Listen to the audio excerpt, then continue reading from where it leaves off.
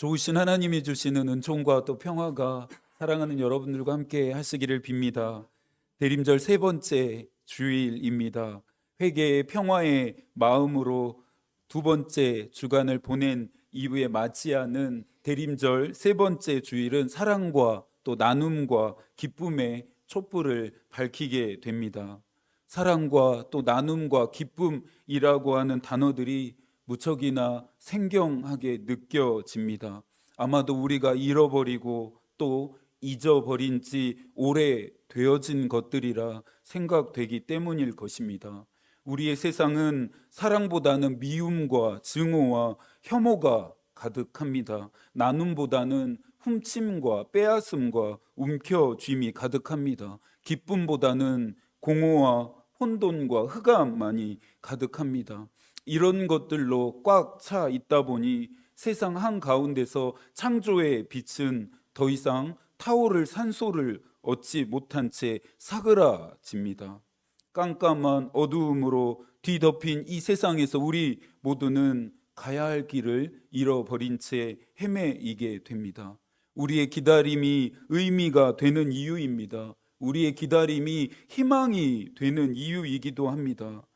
우리가 살아가는 세상이 하나님의 나라가 되기를 일생 동안 꿈꾸셨던 대천덕 신부님은 이 세상이 하나님의 나라가 되지 못하는 것은 하나님의 법과 정의를 무시한 미성숙한 신학의 탓이라고 말씀하셨습니다. 그러면서 그의 책 대천덕 신부의 하나님의 나라에서 책임이라는 것을 강조하셨습니다. 구약시대에 나오는 대부분의 사상들은 책임에 관해 말하고 있는데 정치를 위한 책임, 경제를 위한 책임, 사회를 위한 책임은 곧 교회를 위한 책임임을 강조하셨습니다. 대천적 신부님이 그의 책에서 말하는 내용의 골자는 예수를 믿는다고 시인한 사람들이 성경이 가르치는 대로 행하기만 한다면 우리가 서두에서 다루었던 이 모든 문제들이 해결되어질 수 있다라는 것입니다. 마태복음 5장에서 말씀하셨던 예수의 말씀하심이 고요한 이 아침 우리의 마음을 울립니다. 마태복음 5장 16절입니다. 이같이 너희 빛이 사람 앞에 비치게 하여 그들로 너희 착한 행실을 보고 하늘에 계신 너희 아버지께 영광을 돌리게 하라. 그리스도인은 세상의 어두움을 내몰 빛으로 보냄을 받은 자들입니다. 빛의 전달자들이라 할 수 있죠. 세상이 망가지고 어두워지는데 다른 누구의 책임을 지적할 필요 없이 우리가 책임을 다하지 않았기 때문은 아닌지 예수께서 돌아보라고 우리에게 말씀하십니다. 우리를 보내신 하나님의 뜻대로 우리가 살아가고 있는지, 예수를 믿는다고 시인하는 나는 성서의 가르침대로 실천하면서 주어진 책임을 다하고 있는지를 점검하게 되는 시간이 대림절입니다. 그리스도인으로서 책임을 다하려고 하는 삶은 오시는 주님을 기다리는 또 하나의 방법이 됩니다. 그러니 저와 여러분은 빛 대신 주님 어서 오십시오라고 기도하면서 이 세상에 빛된 책임을 다 하겠습니다라고 응답할 수 있어야 합니다. 오시는 주님으로 인해 하늘에는 영광이, 그리고 이 땅에는 평화가 가득하기를 소망합니다. 대림절 세 번째 주일 우리에게 기다림의 영성을 배우게 할 책은 스바냐입니다. 스바냐라고 하는 이 책은 다른 책들처럼 주목받을 만큼 화려하지는 않지만 그 안에 담겨진 내용들은 다른 예언서들이 가진 무게와 또 그 차이가 나지 않을 만큼 묵직하다 할 수 있습니다. 구약 성서에서 그 수많은 예언자들 중에 스바냐처럼 4대에 걸쳐 계보를 기록하고 있는 곳은, 또 기록한 예언자는 없습니다. 스바냐 1장 1절인데요.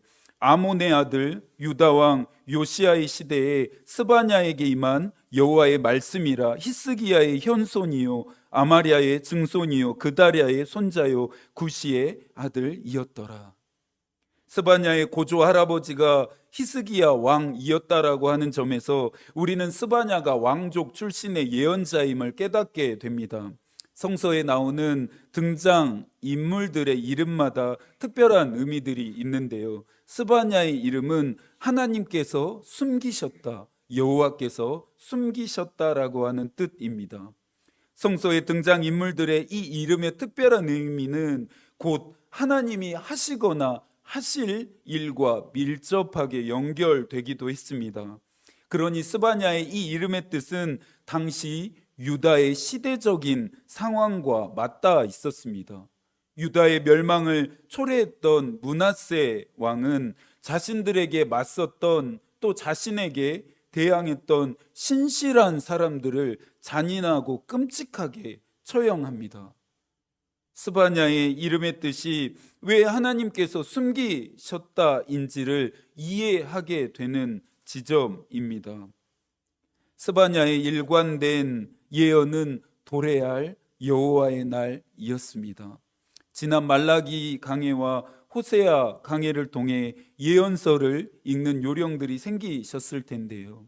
눈치 빠른 분들은 이미 아셨겠지만 여기에서 말하는 여호와의 날은 부정적인 의미를 가지고 있습니다. 여호와의 날의 또 다른 이름은 진노의 날이기 때문입니다. 그 날이 어떤 날인지를 3장 1절이 경고합니다. 폐역하고 더러운 곳 포악한 그 성읍이 화 있을진저. 새 번역으로 읽는 3장 1절의 경고는 훨씬 더 엄중하고 무섭습니다. 한번 들어보시겠어요? 망하고야 말 도성아, 반역하는 도성, 더러운 도성, 억압이나 일삼는 도성아. 대림절 세 번째 맞이하는 이 주일 아침, 스바냐를 통해 전해지는 하늘의 경고는 섬뜩합니다.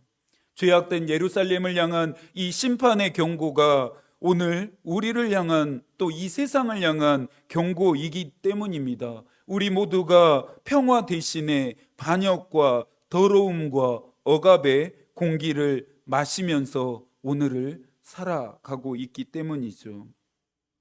흑암이 가득하고 사망으로 그늘진 땅은 당시 예루살렘뿐만 아니라 오늘 우리의 세상의 모습이고 우리의 삶의 모습이고 우리 영혼의 상태입니다.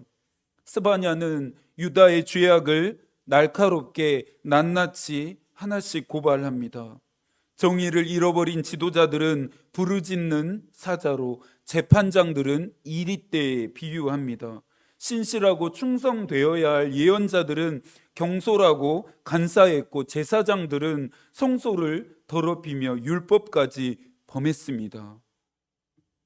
예언자들은 사회의 부패 정도를 말할 때에 표본으로 삼았던 자들이 지도자와 재판장과 예언자와 제사장이었습니다. 그런 만큼 이들의 죄악의 정도는 이스라엘 백성 전체의 죄악이 어느 정도인지를 실감하게 했고 짐작하게 했습니다. 8절입니다. 함께 읽어볼까요? 나 여호와가 말하노라. 그러므로 내가 일어나 벌할 날까지 너희는 나를 기다리라. 내가 뜻을 정하고 나의 분노와 모든 진노를 쏟으려고 여러 나라를 소집하며 왕국들을 모으리라. 온 땅이 나의 질투의 불에 소멸되리라. 죄악으로 관영했던 유다의 하나님의 날은 도래합니다. 진노의 날이 임할 수밖에 없는 상태였기 때문이죠. 하나님은 그들을 향해 분노와 진노를 쏟아내시겠다고 하셨고, 이 일을 실행하기 위해서 이방 나라를 불러들이시겠다라고 말씀합니다. 여러분 반드시 기억해야 할 것이 있습니다. 북이스라엘 왕국이 아수르에 의해서 멸망하고 남유다 왕국이 바벨론에 의해서 멸망당한 것은 결코 이스라엘의 국력이 약해졌기 때문이 아닙니다. 하나님이 이방 나라들이 섬기는 신들보다 약하기 때문이 아닙니다. 이스라엘의 멸망은 그들의 죄악 때문이었고, 그들의 죄악을 심판하시는 방법으로 하나님은 이방 나라를 사용하셨다라고 하는 점을 우리는 늘 기억해야 하죠. 12절입니다. 내가 곤고하고 가난한 백성을 내 가운데 남겨두리니 그들이 여호와의 이름을 의탁하여 보호를 받을지라. 진노의 날에 여호와의 질투로 인해, 그 질투의 불로 인해 모든 것이 다 불살라지게 되는데, 그 가운데서 하나님이 곤고하고 가난한 자들을 남겨두시겠다라고 말씀합니다. 곤고하고 가난한 백성들이란 단순히 사회적으로 경제적으로 가난하고 어려운 자들을 말함이 아닙니다. 하나님이 남겨두시겠다라고 약속하시는 곤고하고 가난한 백성들이 누구인지 알려면 스바냐 2장 3절로 돌아가야 합니다. 2장 3절입니다. 여호와의 규례를 지키는 세상의 모든 겸손한 자들아, 너희는 여호와를 찾으라. 공의와 겸손을 구하라. 너희가 혹시 여호와의 분노의 날에 숨김을 얻으리라. 새 번역도 곤고하고 가난한 백성을 주의 이름을 의지하는 온순하고 겸손한 사람들로 번역했습니다. 진노의 날인 이 여호와의 날에 스바냐의 이름 뜻처럼 하나님의 분노와 진노로부터 숨김을 얻는 자들은 누구입니까? 하나님을 의지하는 겸손한 자들입니다. 그렇게 숨김을 당한 자들은 이후에 어떻게 됩니까? 13절인데요. 이번에도 새 번역으로 읽어드리겠습니다. 이스라엘의 살아남은 자는 나쁜 일을 하지 않고 거짓말도 하지 않고 간사한 여로 입을 놀리지도 않을 것이다. 그들이 잘 먹고 편히 쉴 것이니 아무도 그들을 위협하지 못할 것이다. 오늘 본문을 통해 참된 겸손이 무엇인지를 우리는 배우게 됩니다. 다른 사람 앞에서 나를 드러내지 않고 낮추거나 나의 나됨을 부정하는 그런 미덕이 성서에서 말하는 겸손이 아닙니다. 겸손은 무엇입니까? 삶의 태도이자 삶의 방식입니다. 나쁜 일을 하지 않고 거짓말을 하지 않고 간사한 여로 입을 놀리지 않고, 스바냐가 죄악을 지적하고 있는 지도자와 재판장과 예언자와 제사장들과 같이 살지 않는 것이 겸손입니다. 대림절, 하나님은 우리에게 계속해서 땅의 생각이 아닌 하늘의 뜻을 따라 살라 도전하십니다.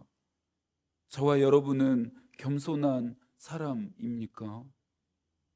대림절, 겸손한 자들이 해야 할 일은 무엇입니까?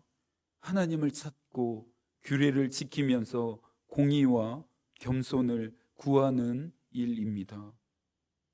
대천적 신부님도 이야기하셨던 것처럼 그리스도인으로서 책임을 다하는 삶입니다. 그러면서 우리는 개인적인 책임만 다할 뿐 아니라 세상을 향한 책임도 다 할 수 있어야 합니다. 이 세상이 하나님을 찾고 규례를 지키며 공의와 겸손을 구할 수 있도록 기도하고 헌신할 수 있어야 합니다. 오시는 예수 그리스도께서 세상의 어두움을 내몰아 주시기를 간구할 뿐만 아니라 우리를 보내신 자리에서 어두움을 내몰게 하는 빛된 삶을 우리가 먼저 살아야 합니다. 대림절 세 번째 주일에 밝혀진 촛불에 담겨진 사랑과 또 나눔과 기쁨은 그렇게 겸손한 삶을 살아가는 겸손한 자들에 의해서 이 땅에, 이 세상에 다시 찾아오게 될 것입니다. 이것들을 우리에게 주시기 위해서 하나님이신 예수 그리스도께서 하늘의 보좌를 버리시고 겸손의 옷을 입으시고 우리를 위해 찾아오십니다. 그러니 주의 오심을 기다리며 우리는 기뻐하게 되는데요. 3장 14절입니다. 한 번 더 읽어볼까요? 시온에 따라 노래할지어다. 이스라엘아 기쁘게 부를지어다. 예루살렘 따라 전심으로 기뻐하며 즐거워할지어다. 그 어느 때보다 오시는 주님이 주시는 풍성하고 충만한 기쁨을 누리게 되시기를 축복합니다. 또한 이 기쁨이 우리를 통해 나누어지고 전해지게 되어지기를 소망합니다. 여러분, 즐거워하고 기뻐하십시오.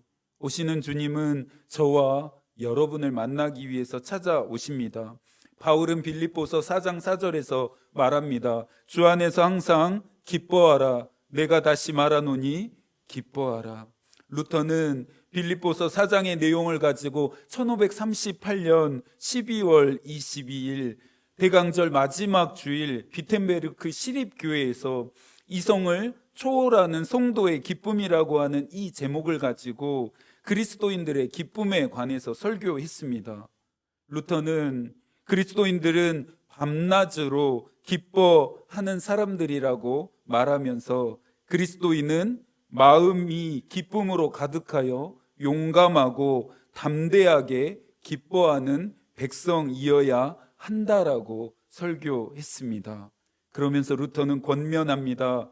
우리 그리스도인은 기쁨을 가지고 일하며 우리의 직업의 일들을 수행해야 합니다. 만일 기쁨이 없다면 기도해야 합니다. 우리는 기뻐할 수 있고 기뻐해야만 하는 복된 백성입니다. 물론 그 기쁨은 주님 안에서입니다. 라고 루터는 말합니다. 루터가 말하는 이 진정한 기쁨은 주님 안에서 얻게 되는 은총이며 선물이죠.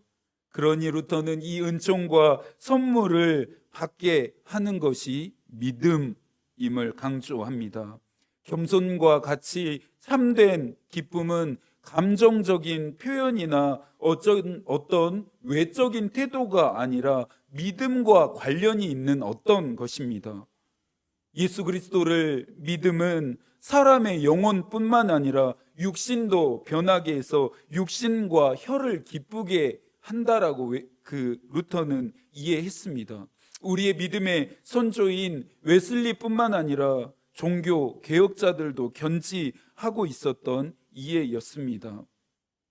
어두움에 휩싸여 있더라도 우리가 어두움에 매몰되지 않고 낙심과 절망과 외로움과 두려움이 사방으로 우리를 우겨싼다 할지라도 우리가 우겨쌈을 당하지 않게 되는 것은 또 이런 상황 가운데 우리가 기쁨을 노래할 수 있는 근원적인 힘은 예수 그리스도를 믿는 믿음에 있습니다.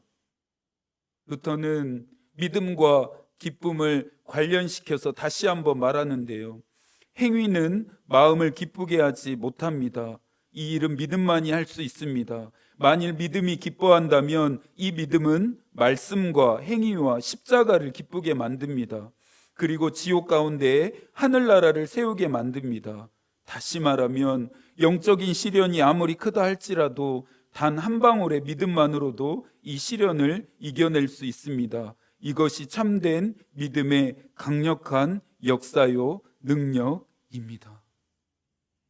예수 그리스도를 믿음으로 그리스도 안에서 얻게 되는 이 기쁨은 하나님을 기쁘시게 하는 삶까지 나아가게 하는 원동력이 되어줍니다. 지옥 가운데서도 하늘나라를 세우게 한다라고 하는 루터의 말이 참 의미가 있습니다.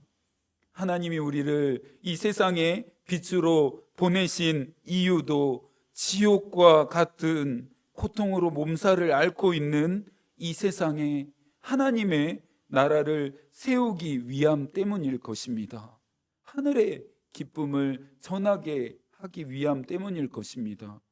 고요한 이 아침에 주께서 가르치신 기도의 내용처럼 하나님, 이 땅에 하나님의 나라가 오게 해주십시오라고 기도하고 싶어집니다. 마지막으로 스바냐가 말하는 소망의 이야기도 들어봐야겠습니다. 17절입니다. 너의 하나님 여호와가 너의 가운데 계시니 그는 구원을 베푸실 전능자이시라. 그가 너로 말미암아 기쁨을 이기지 못하시며 너를 잠잠히 사랑하시며 너로 말미암아 즐거이 부르며 기뻐하시리라 하리라. 우리의 모습을 보기 위해서 거울 앞에 서는 것처럼 하나님 앞에 설 때에 우리의 진짜 모습을 볼 수 있습니다. 이 구절은 이 아침 우리에게 큰 용기와 또 희망을 선사합니다. 나 같은 사람이, 우리 같은 사람이 하나님께 기쁨이 되고 하나님의 사랑을 받는 존재임을 깨닫게 하기 때문이죠. 구원을 베푸시는 전능하신 그 하나님이 우리와 함께 하십니다. 대림절 기간 동안 하나님은 우리로 하여금 하나님의 그 충만하고 풍성한 사랑을 경험하기를 원하십니다. 요한은 요한일서 4장 9절에서 우리를 향한 하나님의 사랑이 다음과 같다 말합니다. 하나님의 사랑이 우리에게 이렇게 나타난 바 되었으니 하나님이 자기의 독생자를 세상에 보내심은 그로 말미암아 우리를 살리려 하심이라. 살아보려고 안간힘을 쓰고 발버둥을 치는데도 우리 안에 생명으로 충만하지 못한 것은 무엇일까요? 주의 오심을 기다리는 이 대림절은 그 어떤 절기보다 하나님의 사랑이 명확하게 나타나고 드러나는 때입니다. 하나님이 그 사랑을 어떻게 나타내십니까? 예수 그리스도를 우리에게 보내심으로입니다. 예수 그리스도를 우리에게 보내심은 우리에게 어떤 효력이 있습니까? 예수 그리스도의 오심으로 말미암아 우리는 살림을 받게 됩니다. 무엇으로부터의 살림입니까? 영원한 형벌과 멸망에 처하게 하는 죄와 사망으로부터입니다. 대림절 세 번째 기간, 어떤 기다림과 마음가짐으로 보내실 건지 결단하셨습니까? 이번 주간을 보내면서 하나님이 주신 은혜와 사랑을 다른 사람들에게 나누는 삶을 실천해 보시기를 바랍니다. 그래서 여러분이 있는 곳마다 사랑과 나눔과 기쁨이 충만해질 수 있기를 축복합니다. 저와 여러분을 통해 이 세상이 조금은 더 따뜻해지면 좋겠습니다.